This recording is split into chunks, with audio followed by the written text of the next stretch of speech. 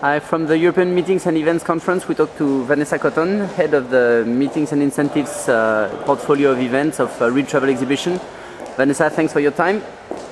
First, congratulations, you announced a deal with MPI to realize a research on the value of meetings. How does this fit in with the RTE strategy and positioning? Well, we've got a reputation and a commitment to delivering quality education, and this is part of that strategy. This is a piece of very topical, innovative market intelligence, and we'll be providing key meetings industry professionals with the language and the tools to be able to convince their senior executives about the value of what they do. Okay, I guess this is especially necessary in the current climate where a lot of meetings have been cancelled when we as meeting professionals think that meetings are good for business. So especially in difficult times, you have to connect with your employees and your clients. This kind of work is still very necessary for our industry. Yes, and I think what's happened in North America is not just the impact of the recession on meetings and events business, but also the utter demonisation of the industry at a governmental level post the AIG debacle. Yeah. Meetings and events were seen in North America as symbols of corporate greed, if you like. Now that's gone away to a large extent, but I think that what it's revealed is that the industry weren't equipped to talk to senior executives in corporations about how their meetings actually delivered value. They could talk about return on investment, whether people were satisfied at a meeting, but how they actually delivered business performance was something that was quite foreign. So that's what this piece of research will do. It will actually enable buyers, key meetings industry professionals, to be able to talk to senior executives in corporations about how meetings and events will enable them to deliver value, return on their objectives. Okay, and this is going to be published during your American trade show, your upcoming American trade show? Yes, we'll launch the findings in Baltimore in June 2011. Okay, how's Baltimore going, by the way? It's going really well. Yeah? Lots of bookings coming in, lots of interest and activity, collaborations coming together at real speed now, so we're absolutely thrilled with it. Yeah, the American Meetings Week is taking shape. Meetings Week is going gangbusters, and we've got lots of exciting announcements to make in the months to come. Ah, looking forward to that. EIBTM will take place again in Barcelona at the end of the year. How is it looking? How is it taking shape? Well, we were so pleased with the way it went at the end of 2009. Our exhibitor level stayed sort of stable, which was better than we expected given the economic climate. But what was so gratifying and exciting was that our hosted buyer numbers went up by 4%.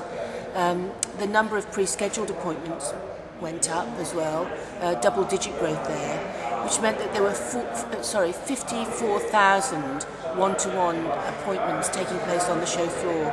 And there was a real buzz. I know you were there. And you could actually, it was palpable, the feeling that people were there to do business.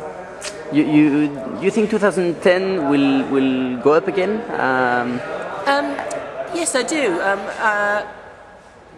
What it looks to me worldwide is that people are undoubtedly cutting back on the events that they engage with. And it's not just the recession, it's not just cost, people are time poor, there's lots of different media platforms. Yeah. And the savvy buyers and suppliers are focusing on the events that really deliver value to them. I mean, that's analogous to what I was just saying about the value of meetings. We believe at Real Travel Exhibitions that our events deliver measurable value. We've proved it, we've got great products. People know that if they come to our shows, they get value for time and value for money. So EIBTM looks set to develop and become even better. You sell to companies all around the world, and you host companies, hosted buyers from all around the world. Which countries are more like back into economic activity after the recession? Well, right this week we have our show in Melbourne in Australia, and data has come out again just this week about the economic recovery, about confidence in the market, about the return return to exciting times, if you like, in our industry. So that's one area that gives us great faith and hope for the future. Our show And that's for Australia or Asia? Australasia. Or Australasia. Those figures came out this week. In China, our show takes place in Beijing. The economy there is growing at an exponential rate, and our show is matching that, if you like, digit for digit in terms of growth. There's no doubt that the recession in the West, in the Western economies, has been deeper and stronger, but we're seeing signs of recovery. We're cautiously optimistic for the fact that things are going to get better, and there's definitely signs. The green shoots are there, for sure. Okay. The US compared to Europe, are the US more advanced in the recovery process? The US went into recession before us. It was a deeper recession, but they're showing signs that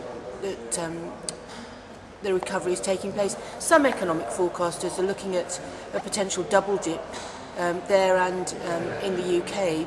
But I think the general mood when you talk to people in our industry is one of cautious optimism. Okay, for the UK as well. The Yes. UK, you probably know that the UK is the main market for Spain. It's the key Yes. emitter for Spain. So I think by the end of 2010 we should see some very positive signs coming out of the marketplace. Okay. Last question. Here in this MPI conference, it's all about innovation. It's all about changing formats. It's all about social networks. How do you think this will impact the trade show market? What do you think will have to change in the trade show format and the way of organizing trade shows? It's changing as we speak. That the best and most successful trade show organisers are looking to make their meetings extend pre and post much more than they've ever done before. So they're looking for ways to engage with their buyer-supplier communities the whole year round. It's not just the 2 or 3 days of a trade show anymore. It's also not walking up and down and seeing a lot of shell scheme, just looking at exhibits. There have to be multiple reasons for people to go to a show over and above just provision of information.